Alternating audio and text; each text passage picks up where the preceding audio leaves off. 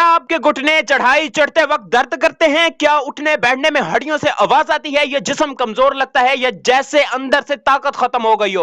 अगर हाँ तो ये वीडियो आपके लिए है, क्योंकि आज मैं आपको बताऊंगा एक ऐसी गोली के बारे में जो जिस्म के हर हिस्से की हड्डियों को दोबारा ताकत देती है। ये सिर्फ दवा नहीं बल्कि मुकम्मल हड्डियों का इलाज है। उस टैबलेट का नाम है ड्रेड प्लस डी टैबलेट। तो वीडियो आखिर तक जरूर देखिएगा।